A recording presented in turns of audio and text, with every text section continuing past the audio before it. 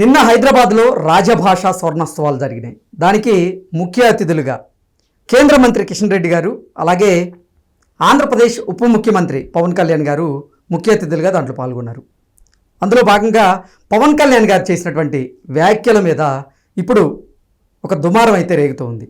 దానికి కారణం ఏంటంటే, తెలుగు భాష తల్లి లాంటిదైతే హిందీ భాష పెద్దమ్మ లాంటిది అంటూ పవన్ కళ్యాణ్ చేసినటువంటి వ్యాఖ్యలు ఏవైతే ఉన్నాయో అవి తీవ్ర దుమారాన్ని రేపుతున్న నేపథ్యంలో ఆయన వ్యాఖ్యల వెనక భారతీయ జనతా పార్టీ హస్తం ఉంది అనేటువంటి ప్రచారం జరుగుతుంది. ఈ నేపథ్యంలో ఈ అంశం మీద మనం పూర్తి స్థాయిలో విశ్లేషణ చేసుకుందాం. ప్రస్తుతం మనతో పాటు ఉన్నారు జనసేన పార్టీ రాష్ట్ర అధికార ప్రతినిధి కుసంపూడి శ్రీనివాస్ గారు. సార్తో మాట్లాడదాం. సార్ నమస్తే. సార్ నమస్తే అండి. తెలుగు భాష అమ్మ లాంటిదైతే హిందీ భాష పెద్దమ్మ లాంటిది అంటూ నిన్న పవన్ కళ్యాణ్ గారు చేసినటువంటి వ్యాఖ్యలు తీవ్ర దుమారాన్ని రేపుతూ ఉన్నాయి. ఆయన వ్యాఖ్యల వెనక భారతీయ జనతా పార్టీ హస్తం ఉంది అంటూ కొంతమంది అభిప్రాయాన్ని వ్యక్తం చేస్తున్నారు. దీన్ని ఎలా చూడాలి? కృష్ణ గారు, అవన్నీ రాజకీయ ఆరోపణలు. ఎందుకు అంటే ఈ మధ్యకాలంలో పవన్ కళ్యాణ్ గారు తమిళనాడు కావచ్చు, కర్ణాటక కావచ్చు, కొన్ని ప్రదేశాలకి ఎలక్షన్స్కి వెళ్ళినప్పుడు కూడా ఆయన్ని రాజకీయంగా భారతీయ జనతా పార్టీ ఉపయోగించుకుంటుంది. సౌత్ ఇండియాలో ఒక ఆయన ఫేస్ ముందు పెట్టి నడిపిస్తుంది. సౌత్ ఇండియాలో భారతీయ జనతా పార్టీకి సరైనటువంటి ప్రాధాన్యత లేదు కాబట్టి పవన్ కళ్యాణ్ గారిని ముందు పెట్టి ఆడిస్తుంది అనేటువంటి వ్యాఖ్యలు కూడా చేశారు. ఈ మధ్యకాలంలో ఆయన మురుగన్ సభలో కూడా వెళ్తే కూడా ఇదే మాట, బీజేపీ ఆడిచ్చినట్టు ఆడిస్తున్నాడు అని చెప్పి. అంటే అయిన రాజకీయ ఆరోపణలు పక్కన పెడదాం. ఇప్పుడు భాష విషయంలో ఎందుకంటే ఇప్పుడు తమిళనాడు ఉందండి, అక్కడ హిందీ వ్యతిరేక ఉద్యమం గత ఎప్పుడో 4 దశాబ్దాల నుంచి జరుగుతున్నటువంటి ఉద్యమం. దాని మీద కొన్ని రాజకీయ పార్టీలు కూడా వెలిసినాయి. ఎందుకంటే కేంద్రం పెత్తనం చలాయిస్తుంది, మన ప్రాంతీయ భాషలను చంపేస్తుంది అనేటువంటిది ఒక ఆరోపణ. అవును, ఆ ఆరోపణ. నేనేమంటానంటే కృష్ణ గారు, ఇప్పుడు గ్లోబల్ విలేజ్ అయింది మనది, ప్రపంచం అంతా కుగ్రామం అయింది. భాష అనేది మనిషికి ఒక కరస్పాండెన్స్, మధ్యలో మీకు మాకు మనుషులుగా ఉన్నా మనకు మధ్యలో ఉన్నటువంటి సంబంధాన్ని పెంచేది ఏదైనా ఉందంటే భాష. అవును, మీ భావ్యక్తీకరణ అర్థం చేసుకోవాలంటే మీ భాష నాకు అర్థం అవ్వాలి. అదే సందర్భంలో ఈరోజు చూస్తున్నాం మనం, ఇంగ్లీష్ అన్నది ప్రపంచంలో ఒక విండో. ఎక్కడికి వెళ్ళినా ఇంగ్లీష్ లేకపోతే కష్టం. అందులో ఈ రోజు మారుతున్న టెక్నాలజీ ప్రకారం ఇంగ్లీష్ నేర్చుకోకపోతే మనం ఎంత సర్టిఫికెట్లు, డిగ్రీలు, పీజీలు చేసినా, ఏం చేసినా, ఏ సర్టిఫికెట్లు వచ్చినా కమ్యూనికేషన్ స్కిల్స్ ఇంగ్లీష్లో లేకపోతే ఉద్యోగాలు కూడా రాలేటువంటి పరిస్థితి అర్థమైంది. అంటే పరాయి భాష, ఎక్కడ విదేశీ భాష అయినటువంటి ఇంగ్లీష్ని అంత ఆహ్వానించి మనం మిళితం చేసుకున్నాం. ఎందుకు? మన భవిష్యత్తు, మనం ఎక్కడికి వెళ్ళినా మన బిడ్డలు బతకాలి అంటే పోటీ పడాలి. అదే సందర్భంలో మన భారతదేశంలో ఎక్కువగా మాట్లాడే భాష హిందీ. ఈ రోజున హిందీ రాకపోవడం వల్ల జరిగే నష్టాలు కూడా మనం మాట్లాడుకోవాలి. మనం ఇక్కడ ఉన్నటువంటి ప్రాంతీయ పార్టీలు కావచ్చు, మన వ్యక్తులు ఎవరైనా కావచ్చు, ఉత్తరాదిలో చలామణి అవ్వాలన్నా, ఉత్తరాది రాజకీయాలను శాసించాలి అన్నా హిందీ భాష ఖచ్చితంగా రావాలి. ఎగ్జాక్ట్లీ. అంతెందుకు పార్లమెంట్లో మాట్లాడాలంటే హిందీ కానీ ఇంగ్లీష్ కానీ మస్ట్. మీకు ఉదాహరణ అండి, పివి నరసింహరావు గారు. ఆయన 5 సంవత్సరాలు ప్రధానిగా చేసినప్పుడు ఆయనకున్న భాషల మీద ఉన్న పట్టు వల్లనే నెగ్గుకు రాగలిగాడు. అవును, అంత ఇప్పుడు వరకు. తర్వాత వెంకయ్యనాయుడు గారు మనకు ఉదాహరణ. ఆయనే అంత మాట్లాడు, మాతృభాష మీద ఎంతో పట్టున్న వ్యక్తి, మమకారం ఉన్న వ్యక్తి వెంకయ్యనాయుడు గారు. ఆయనే అంటాడు, కన్నతల్లి లాంటిది, కళ్ళు లాంటిది మాతృభాష, ఇతర భాషలో కళ్ళజోడు లాంటివి అని చెప్పేసి వ్యాఖ్యలు చేస్తూ ఉంటాడు. నాకు బాగా నచ్చిన వ్యక్తుల్లో, ఈ మధ్యకాల వ్యక్తుల్లో మన రామ్మోహన్ నాయుడు. చిన్న వయసులో కేంద్ర మంత్రి అయ్యాడు. ఇప్పుడు పార్లమెంట్లో అతను మాట్లాడతాడు, అద్భుతంగా మాట్లాడతాడు. తెలుగు ఎంత స్వచ్ఛంగా మాట్లాడతాడు ఆయన, ఇంగ్లీష్ అలాగా మాట్లాడతాడు ఆయన, హిందీ అలాగా మాట్లాడతాడు. నిర్మలా సీతారామన్ గారు తమిళనాడు ప్రాంతానికి చెందిన ఆమె ఆంధ్ర వారి కోడలు. తెలుగు, తమిళ్, హిందీ, ఇంగ్లీష్ అద్భుతంగా మాట్లాడు. అంటే మన మాతృభాషని కాపాడుకుంటానే ఇతర భాషల్లో పట్టు సాధించడం వలన ఉన్నత స్థాయికి ఎదగలం. అంతే తప్ప హిందీ మన మీద ఏ ప్రభుత్వం కూడా మన ప్రాథమిక హక్కులను హరించి బలవంతంగా భాషను రుద్దదు, ఖచ్చితంగా రుద్దదు. మీ మాతృభాషలో ఇప్పుడు కొత్త పాలసీ వచ్చిందండి, education policy, new education policy కేంద్ర ప్రభుత్వం పెట్టింది. దాంట్లో మస్ట్ అండ్ షుడ్ 5వ 5th క్లాస్ వరకు కూడా పిల్లలకి మాతృభాషలోనే విద్యాబోధన చేయాలని. మన ఆంధ్రప్రదేశ్ ప్రభుత్వం, గత ప్రభుత్వంలో మొత్తానికి తెలుగుని చంపేసి ఇంగ్లీష్ అంది. ఏంటంది? ఖచ్చితంగా మాతృభాషను కాపాడుకోవాల్సిన బాధ్యత మనకుంది, అమ్మలాంటిది. అంటే మీకు ఉదాహరణ చెప్తానండి, ఇప్పుడు కట్టుకున్న భార్యని బాగా చూసుకోవాలి అంటే కన్నతల్లిని బయటకి ఇసిరేయమని కాదు. అంటే ఇతర భాషలు నేర్చుకోమన్నారు అంటే మాతృభాషను చెప్పేమని కాదు. మాతృభాషను కాపాడుకుంటానే మాతృభాష మీద, ఇప్పుడు తమిళనాడు ఉంది, వాళ్ళు చక్కగా వాళ్ళ నేమ్ ప్లేట్స్ కానీ వ్యాపారస్థాలు ఎక్కడ కూడా వాళ్ళ తమిళ్ లేకపోతే ఉండవు, ఖచ్చితంగా తమిళలో ఉంటాయి. అదేవిధంగా కర్ణాటక కూడా వాళ్ళు కూడా భాషకు బాగా చూసుకుంటూ ఉంటారు. నేను ఏమంటున్నానంటే తెలుగు భాషకు ఇబ్బంది కలుగుతున్న మాట వాస్తవం. అంటే ఇద్దరు వ్యక్తులు మాట్లాడుకున్నప్పుడు ఇంగ్లీష్లో మాట్లాడుకుంటారు తెలుగు వాళ్ళు అని చెప్పేసి కూడా ఉంది. అంటే అంటుంది ఖచ్చితంగా మన భాషను మనం కాపాడుకుంటేనే హిందీ లాంటి లాంగ్వేజెస్ నేర్చుకుని అదే విధంగా ఇంటర్నేషనల్ లాంగ్వేజ్ ఇంగ్లీష్ కూడా నేర్చుకుని ఇంకా నేర్చుకుంటే ఇంకా ఇతర లాంగ్వేజ్ కూడా నేర్చుకోవచ్చు. ఇప్పుడు పవన్ కళ్యాణ్ గారు చేసినటువంటి వ్యాఖ్యల మీద భిన్నాభిప్రాయాలు అయితే వ్యక్తమవుతున్నాయి. ఎందుకంటే ఆయన వ్యాఖ్యల వెనక భారతీయ జనతా పార్టీ హస్తం ఉంది. భారతీయ జనతా పార్టీ చెప్పడం వల్లే పవన్ కళ్యాణ్ గారు ఈ మధ్య కాలంలో ఇటువంటి వ్యాఖ్యలు చేస్తున్నారు. విషయం చెప్తున్నాను. పవన్ కళ్యాణ్ గారు ఒక మాల వేసుకుంటారు, వారాహి మాల కావచ్చు, లేదంటే ఏ మాల వేసుకున్నా దాని వెనకాల బీజేపీ హస్తం ఉందంటారు. ఆయన ఏ కార్యక్రమం చేసిన అది ఇప్పుడు కాదు కదా, ఎప్పటి నుంచో ఉన్న అలవాటు అది. ఆయన అయినా తమిళనాడుకి సంబంధించినటువంటి ఆ దేవాలయాలు సందర్శిస్తే బీజేపీ వెనకాల హస్తం ఉందంటారు. ఈ మధ్యకాలంలో మురుగన్కి సంబంధించినటువంటి కార్యక్రమం రాజకీయానికి ప్రతిదీ బీజేపీని చూపిస్తారు నరేంద్ర మోదీ గారు. అంటే ఎందుకు అంత భయం బీజేపీ అంటే?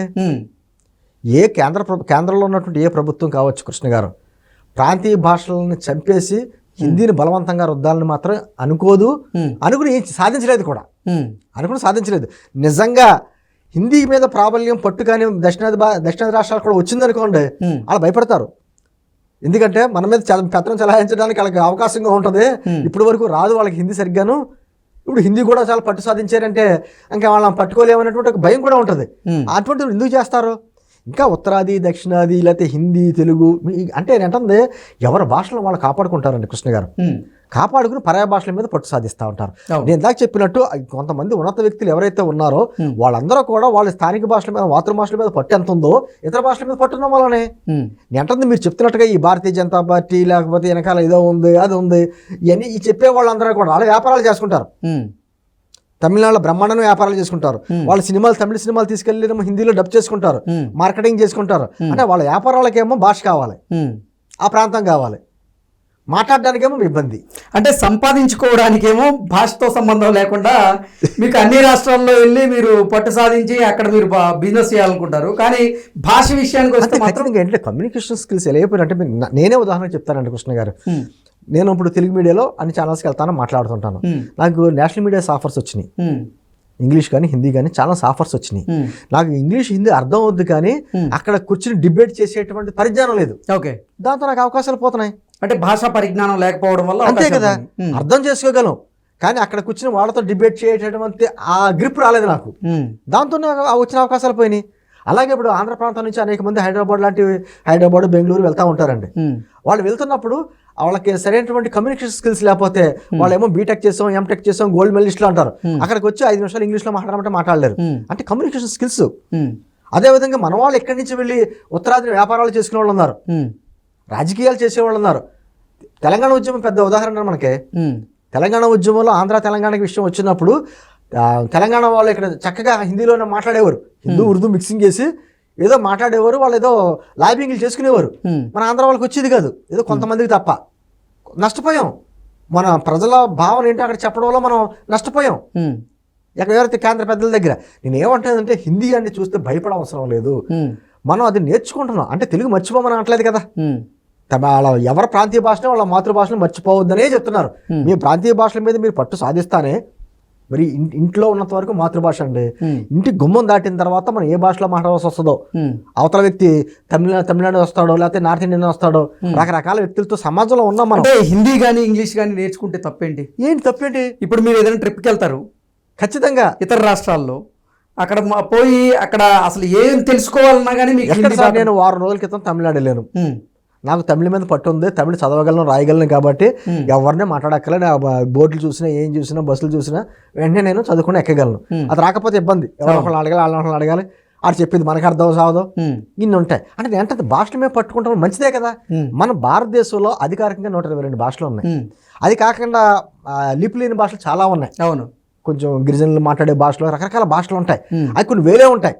ప్రపంచంలో దాదాపు 7,000 పైన భాషలు ఉన్నాయి. కానీ అందరినీ కలిపేది ఏంటి? భాషే. ఖచ్చితంగా ఇప్పుడు ప్రధానమంత్రి గారు ఉన్నారండి, ప్రధానమంత్రి గారు కొన్ని దేశాలు వెళ్తున్నారు, ట్రినిడాడ్ లాంటి దేశాలు కొన్ని దేశాలు వెళ్తున్నారు.